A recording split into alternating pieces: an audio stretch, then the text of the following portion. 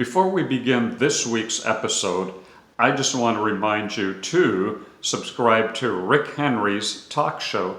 That way you will receive notices when there is a new episode online. Thank you. This week's interview really thrills me. I am interviewing an all-female quartet known as Sounds of Devotion. The band consists of Suzanne Gage on the auto harp, tempura, swarmandile, and the bell. Bridget Chase plays the flute and alto flute. Jeanette Kangas does vocals and plays guitar, keyboard, drums, and percussion, and my friend Lori Perez on vocals. Hello, Sounds of Devotion. I am so excited to have you here today, and I'm very interested in learning more about your band and music. Hi, we're Sounds of Devotion. I'm Jeanette Kangas. I do vocals, guitar, percussion, and I compose a lot of the music. I'm Suzanne Gage, and I play auto harp, swarmandile, tambura, bells, and other miscellaneous sort of sound effects instruments. Hi, my name is Lori Perez. I do some lead vocals and also a lot of harmonies. And I'm Bridget Chase. I play the flute. Tell me the story of how Sounds of Devotion came to be. About 6 years ago or so, I was asked by a meditation group that I have participated in for quite some time to create some music for a meditation retreat that they were having down in San Diego. And I'm a drum set player mainly. That's my main instrument. And so at the time I thought, well, that's not going to work very well to drag my drum set into a meditative environment and bang on it. So I decided to take out my guitar, which I hadn't played for years. I did play guitar in high school. And my partner, Suzanne Gage, she plays auto harp. And immediately the guitar and the auto harp was a very beautiful, meditative, sort of ambient sound. And I sing. So I was, adding the lyrics to these very beautiful meditative songs that we were putting together. When we got to the retreat, a friend of mine came up and said, "Have you met Lori Perez?" Which I had not as of yet. And they said, "She's a really good singer." So I thought, awesome, because I didn't want to be the only singer, because I'm really not a singer. I sing, but it's not something that I feel really, at that time, did not feel very confident doing. So we went to our room and we rehearsed the songs. She learned them incredibly fast and put these awesome harmonies to them, and suddenly we started sounding a lot more real, and so that made me happy. And we played that night at the retreat, and people really liked it, and we had a lot of fun doing it, so we just kept doing it, and people were asking for recordings. So it was around that time, maybe about 5 years ago or so, that we recorded our first CD. And then about 3.5 years ago, the three of us decided to move to Roseburg, because we have a lot of friends here. We wanted to get out of the big rush, hustle, and bustle of life in the big city and move to a smaller, more slow pace. And so we're in Roseburg, and we meet Bridget, our flautist, who has added yet another awesome layer to this group. So we just last March released our second CD. Mystic Poets 2. Yeah, Mystic Poets 2. The first CD is Mystic Poets 1. And that's how we got together, and we just have a great time playing the music. We all get along very well. Philosophically, we're all pretty much on the same page. We love the Mystic Poets. All of us are very, we love to meditate. We're attracted to mysticism, and so it was a challenge and an inspiration to me to take the words of the Mystic Poets put music to it because as a band, we really want to, well, serve humanity with a message of love and kindness, especially in today's world and in our country right now. We really, really, really want to do that more than like selling CDs and doing a bunch of concerts and becoming, you know, well-known or whatnot. Our main goal is to really serve humanity with a message of love. And the mystic poets, nobody can really say it better than Hafiz and Rumi and Mirabai, Kabir, just to name a few that we have, the poems that we've used. I like that Sounds of Devotion is in touch with the community and helps people in need with a community outreach. Sounds of Devotion is very much in touch with our community, and we're very much wanting to support our community in a charitable manner. And we have decided as a group that any money that comes in to for sales of our CD, for any concerts that we might do, that some of that money we obviously have to use to be able to, create a CD, to pay for the CDs to be printed and so forth. But all beyond that point, all of the money is used for charity to support our community, and in particular, we have been very concerned about how people have been affected by COVID-19 and the large numbers of people who've lost their job, and the huge long lines of people at food banks. That's been a huge concern of ours. And also there have been these record-breaking fires here in Oregon, and money has also gone towards supporting victims of the fires here in Oregon.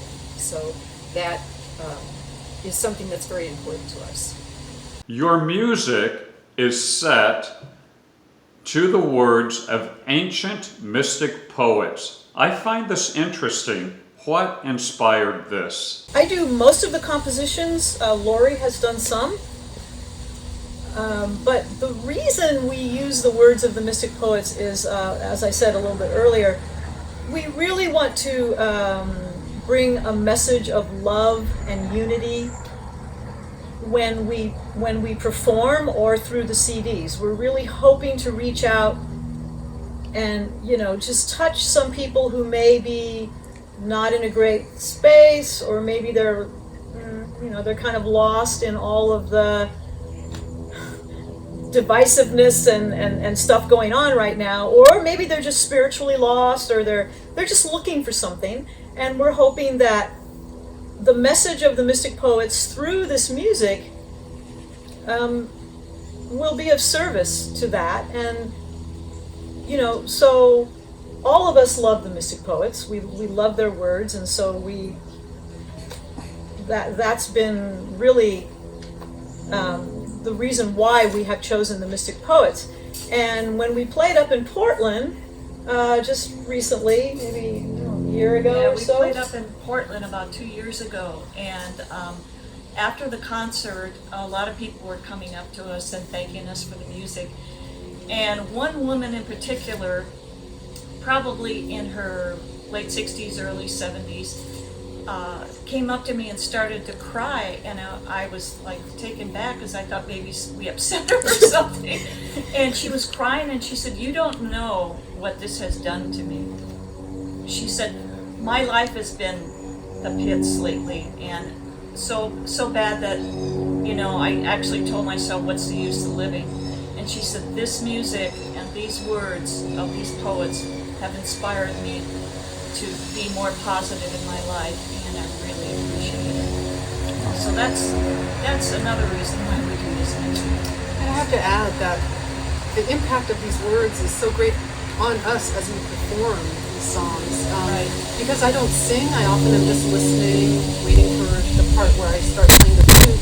Sometimes I forget to play the flute because the words just take you into another realm and consciousness. So it's a pleasure to just hear those words.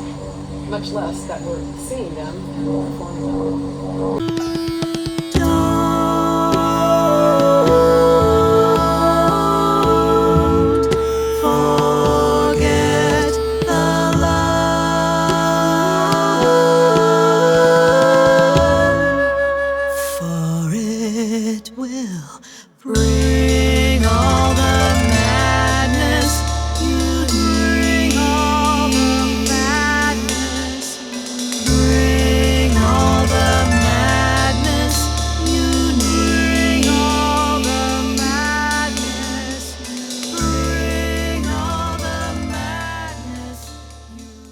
Musically, Sounds of Devotion names several influences: India, Africa, jazz, and folk. Are there any musicians in particular that have influenced the sound and philosophy of your music? When people ask what genre does our music fit into, I really can't answer that. I always say world. That's the only thing that comes to mind is world music. There are many influences. Being that I'm I write probably 85 to 90% of the compositions.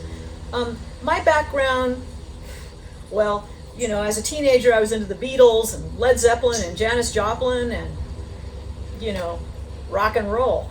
And then I fell in love with jazz, and I was, drum set player and played jazz professionally. I have my master's degree in jazz studies, so jazz was a big influence. While I was studying at Cal Arts, California Institute of the Arts, I studied with a tabla master. Tabla are the drums from India. Tarnath Rao was his name. He was a master tabla player. I was influenced by the African drumming that was going on at Cal Arts that was being taught by Ghanaian master drummers. And so, folk music, probably Joni Mitchell is a really big influence on me with these particular compositions, but I have so many favorite musicians, and all of that just kind of funnels into the compositions. So you're going to hear some African influences, India, music from India, those influences, rock influences, pop, jazz. That's kind of all going to be coming from me in the compositions. I would say, for me, I find all sorts of music inspiring. I've been particularly taken by a lot of traditional Indian instruments. The tanbura is a drone instrument, a type of drone instrument, which creates a very ethereal kind of otherworldly sound. And swarmandal is another instrument that is often part of the mix. I really enjoy playing the bells and small percussion parts. The sound effects aspect of this, I love to hear gongs and like the music from Bali, and the gamelan, Indonesian music. But I'm influenced by folk and pop and jazz and I just think that all of these various diverse cultures around the world have just made such beautiful contributions to the world of music and to world music. I grew up in Wisconsin. My mother loved German music, so I had a lot of polkas, but that hasn't influenced me in this music. We haven't done any polkas yet. No. But I kind of grew up with some classical. My mother was an opera singer, so I grew up with a little bit classical music. And I've been singing since I was probably 5 years old. And in the 60s, I was influenced a lot by Andy Williams when everybody else was in the Beatles. I liked the Beatles, but I was more influenced by Andy Williams growing up than the Beatles. So I sang a lot of classics, 40s classics, and which helped me singing in Las Vegas when I was singing to different groups. But the main influence for me, and everybody knows here, is the Carpenters. The Carpenters really influenced my voice. And I always sang. I'm still a Carpenters groupie to this day. And I would say that's pretty much my influence. And I would say that we have a plane doing some harmony up in the sky there. I was classically trained as a flutist, so I tend to go back to the classic approach. And if I modify the music that Jeanette has written for me, I try to also be sensitive to the Indian music quality of scales, the ragas, and that sort of thing, so that it sounds a little bit more, perhaps, Eastern. That's about it. And I like to play my alto flute because it has such a beautiful, rich sound, so I think that goes hand in hand with that Eastern quality that I think is in our music. Yes. You also have a flute from India, don't you? I do have an Indian flute. It's like a wooden or It a... is. Yes. Bansuri. Bansuri, yeah. Slowly, once in a while, I put that one in the mix as well. On my first listen of your current album called Mystic Poets 2, I was immediately captured by the ethereal mood of the music. The opening of Soul Like the Moon gave me the feeling of a Japanese garden with the breeze blowing beside me. Tell me about the instruments you used and how you blended them together to achieve this aura. A lot of that beginning it's about half and half. It's half electronic sounds or MIDI and then acoustic. The acoustic instruments are the tambura, which is a drone instrument from India, the Schwarmendal, which is another drone instrument, and a harp. Kind of has a harp. The Schwarmendal is a harp, but the one we have also has a little tambura with it, so it can do a drone, or it can... Anyway, on Soul Like the Moon, Suzanne was playing it, and she actually just plucked strings at random, because we tuned it to be in the key of the intro, and she just picked random notes. There's a lot of gong sounds and bell sounds. Some of the gongs are real. I have some really beautiful Chinese gongs, but some of them are electronic. Some of the bells are electronic, and some of them are real.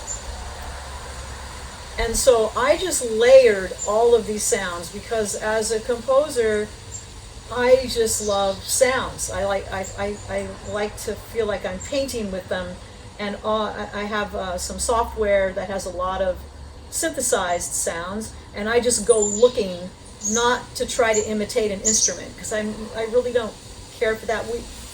However, that is how I do the bass sounds in our group because we don't have a bass player. But in terms of sounds, I just go looking for otherworldly sorts of sounds just to sort of paint with.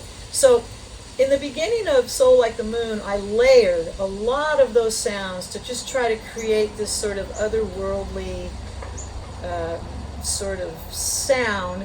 And then it features the flute, the alto flute. And though I composed what Bridget's playing, she actually did a lot of stuff to it that I cannot take credit for, which it turned out being a lot better, because you just you did a lot of bending of notes, you did a lot of harmonics and blowing, like overblowing, I'm not sure what it's called in the flute world, but whistle tones and just a lot of very cool sounds. So I think that's where you're hearing that Japanese sort of that garden of all those layered sounds with the flute up on top. And then of course Lori and I both sing a little bit in that intro too. You never mentioned before also that you mixed all the music. Well, yeah, all the recordings have been done in my little home studio that I have, and we've mixed it. So I have the luxury of being able to spend hours and hours. We would not be able to do that if we had to go to a studio. We don't have that kind of money. So fortunately, I can spend a lot of time just sort of putting all this stuff together. Yeah, so that's how that was created. The beginning of Soul Like the Moon is a kind of reminiscent of, in traditional Indian music, what they call an alap. It's kind of a sounds that are coming together, kind of bring you into the song. And the Swarmandal, which is a harp-like instrument, Jeanette did some of that, and I did some of that. We kind of interspersed it, and so you'll hear these slow plucking sounds, and then suddenly a quick little strum. And when you hear that along with the flute, I think it brings in the lyrics, which the Soul Like the Moon is now and always ever new again. And then I have seen the ocean constantly creating. So to me, that combination of overlapping sounds like water kind of flowing, and then suddenly there's a little wave, coming in. So I think it really paints a picture. It starts to flesh out a picture of the feeling for the song.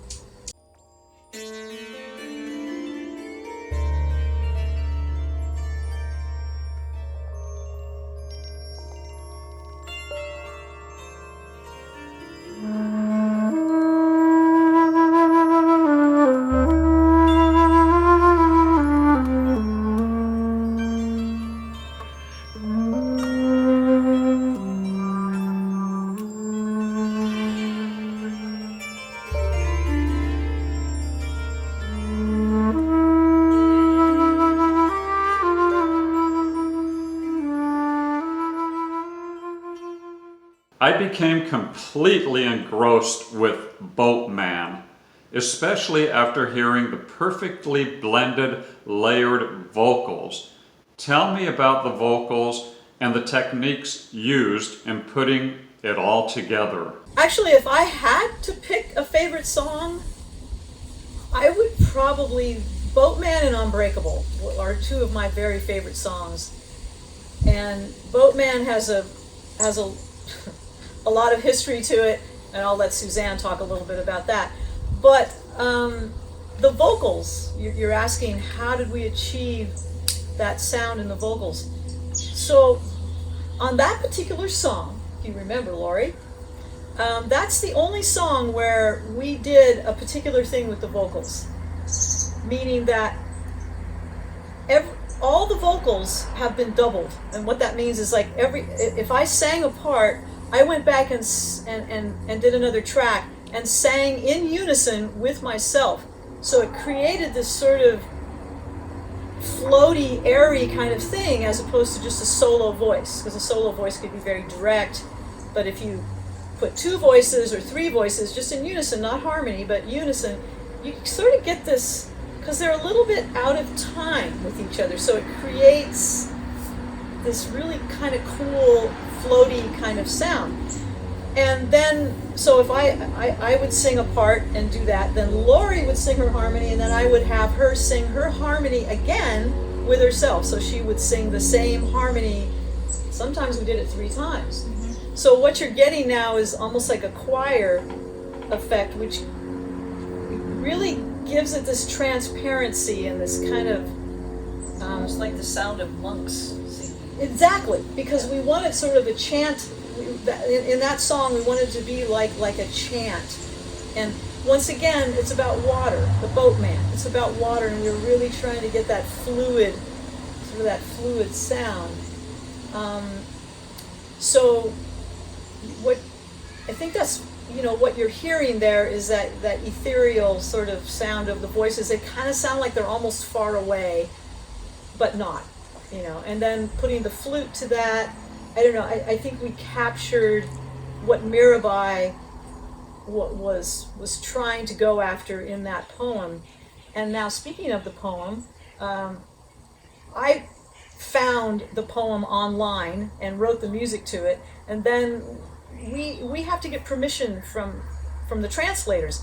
Well, we could not find the translator for the poem that I found.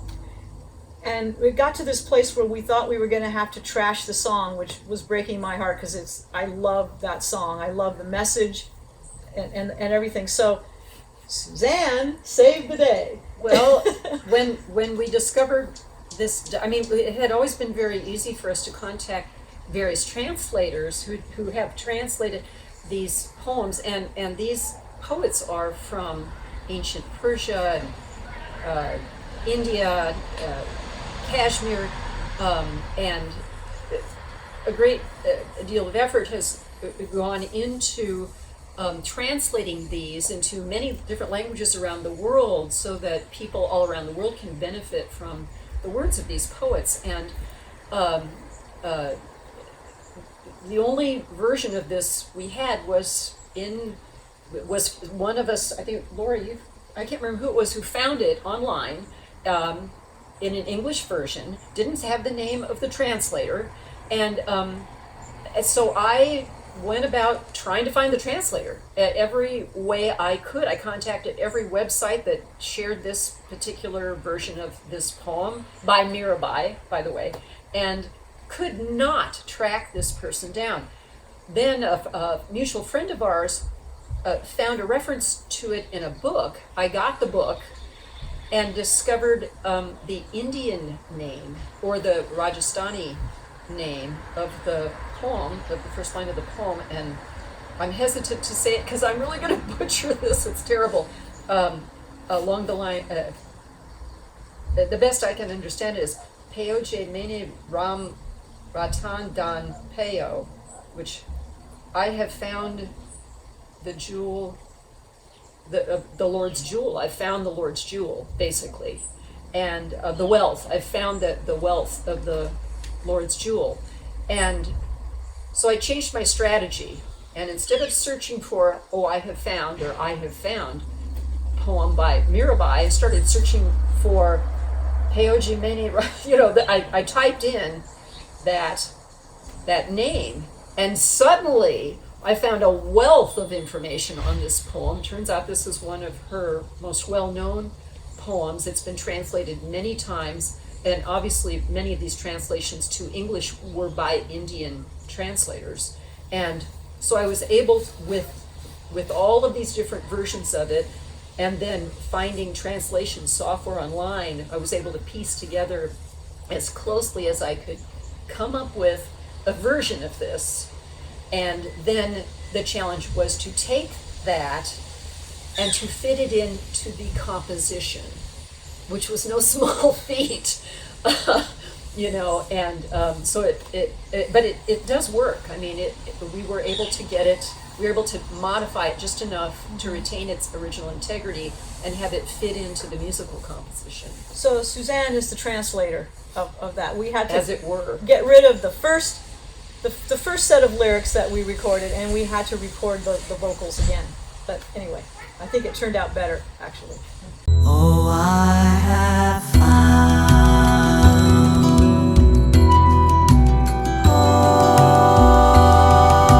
my true one. Oh, hear me now. Oh, I have found.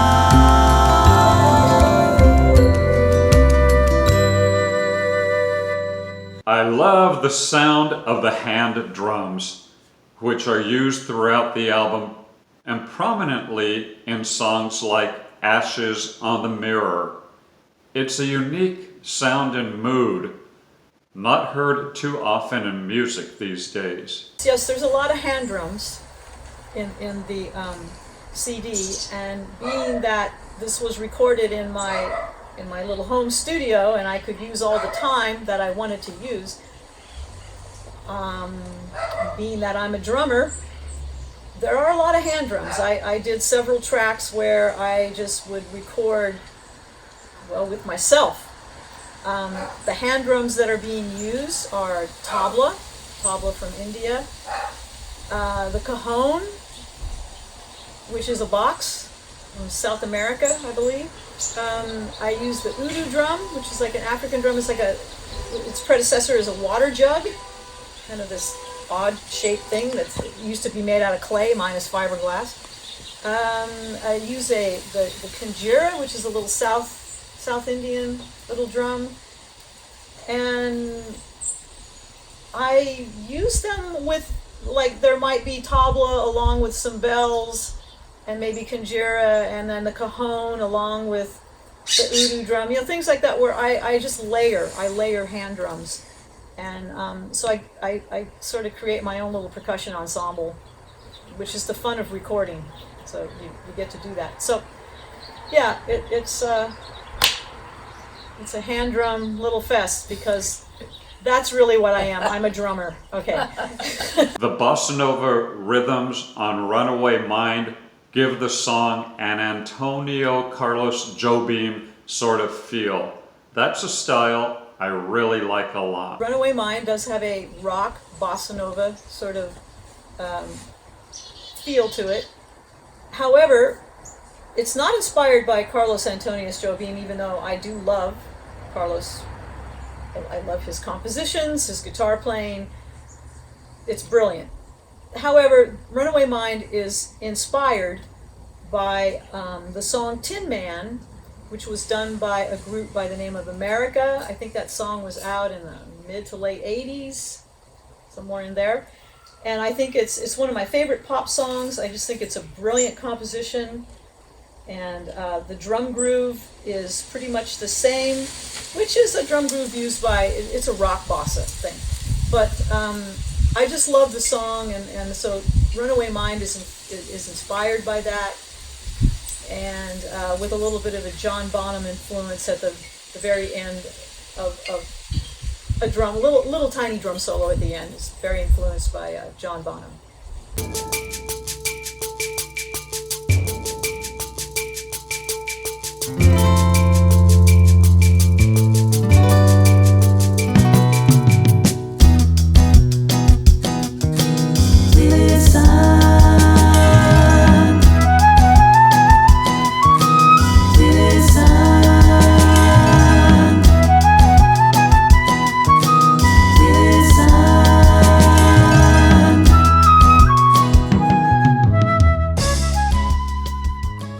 I'd like to focus on some of the lyrics of your songs.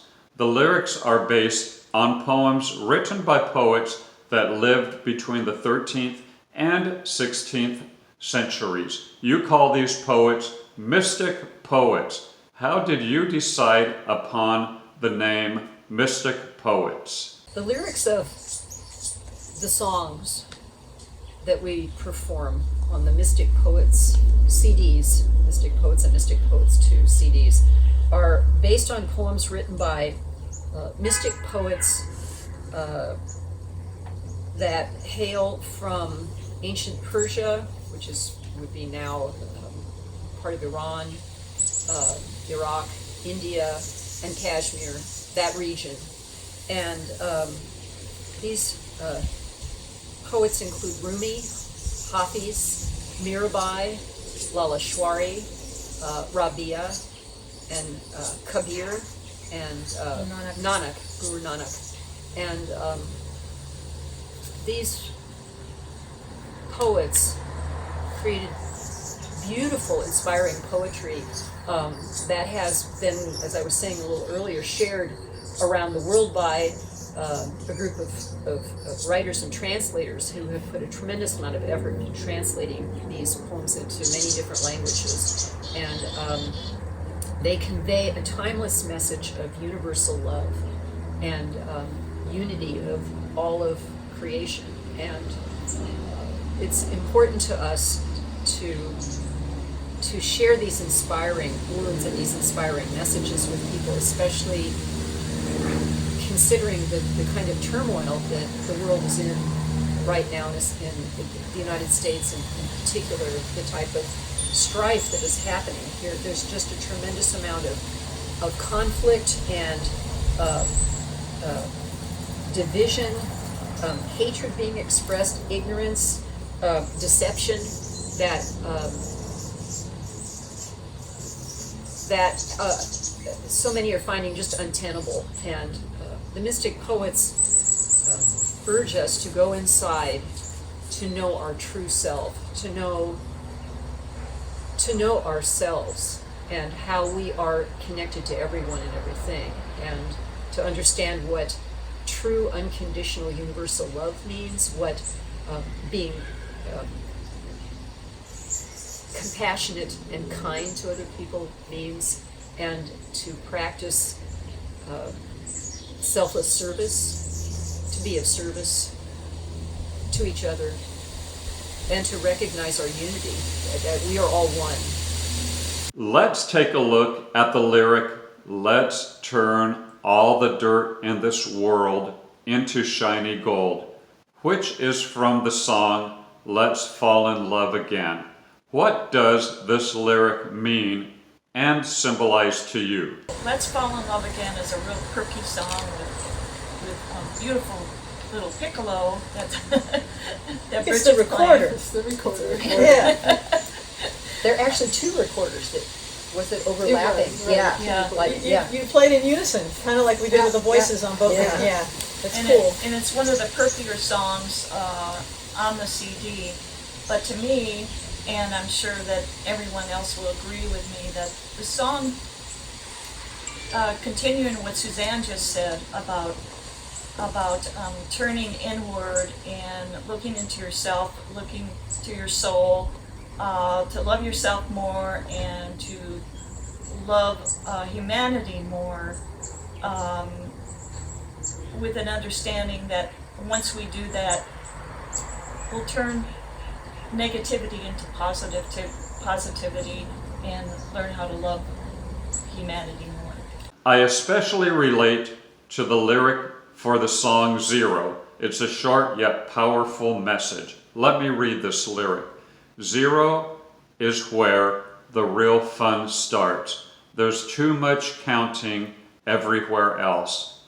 How do you feel this lyric is relevant in today's world? This is a great message, and I think it's pretty clear that in the world we're encouraged and enticed to get more, add more. So add more possessions, add more money, definitely add more friends, make it even a quantifiable number of friends on social media. So here we have the mystic saying, what happens when you go the other direction? What happens when you erase those things, subtract them? And it's getting right back to the last two messages you were talking about. It's about getting back to yourself, your true self, your higher self, and that's that big, beautiful zero where the mystics say the fun starts. So it's a great place to be. Zero is where the real fun starts. There's too much counting anywhere else.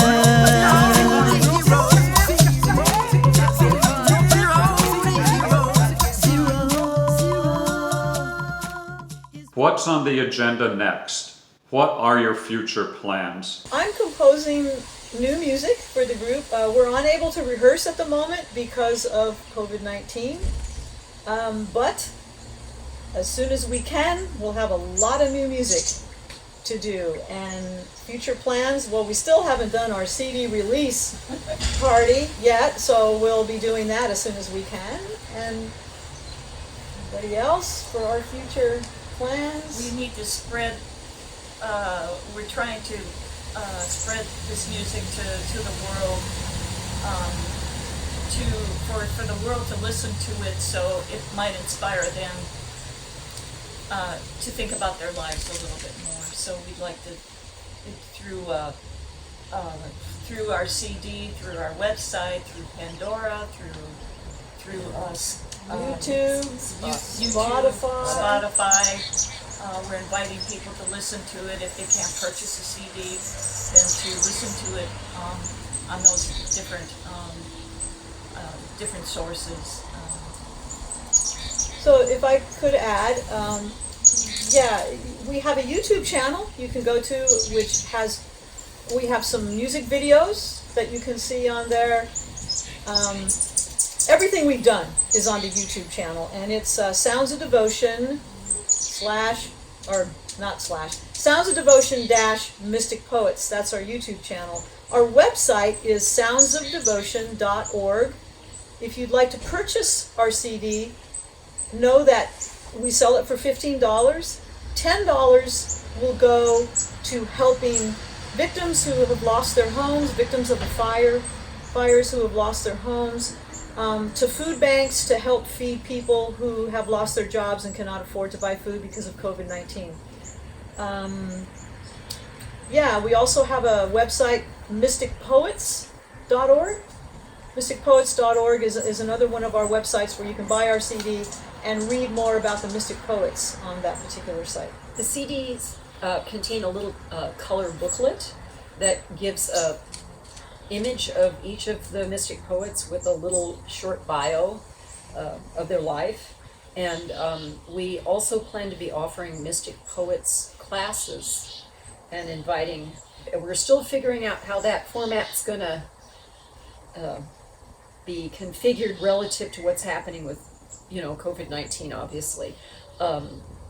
But we want people to be able to hear the words of the Mystic Poets and hear the music and learn about their lives and each of the poets' mission in their life.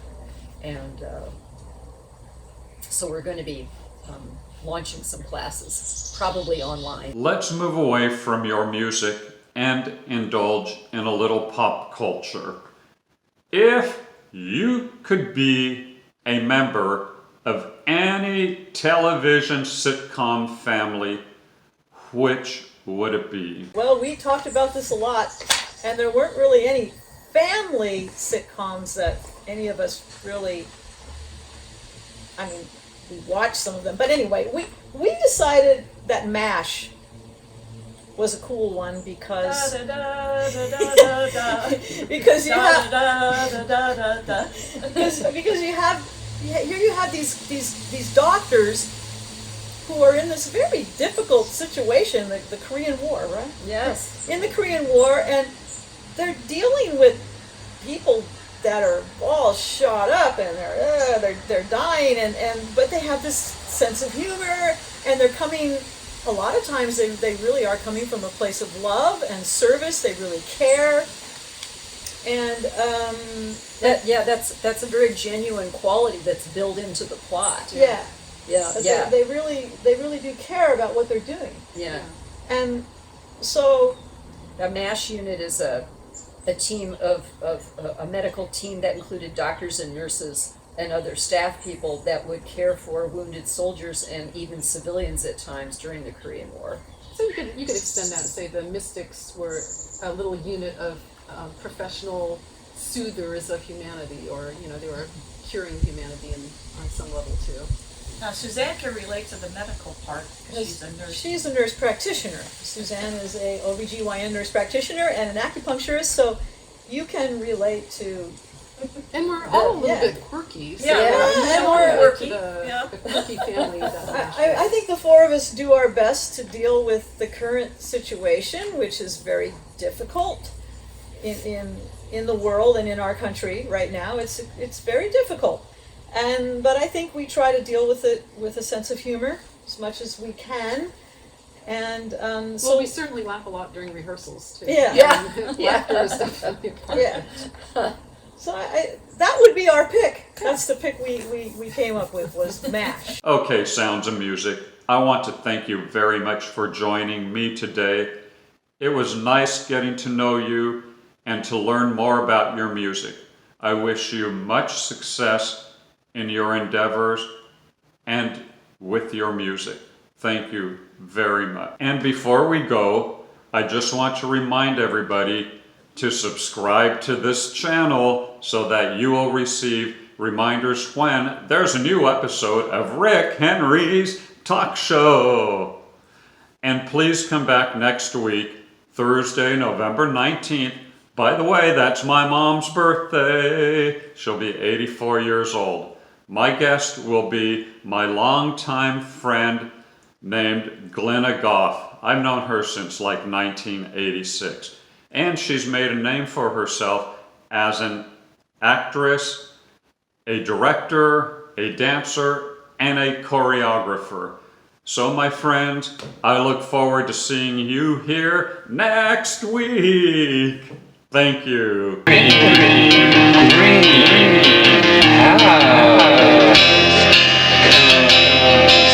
See what you wrote.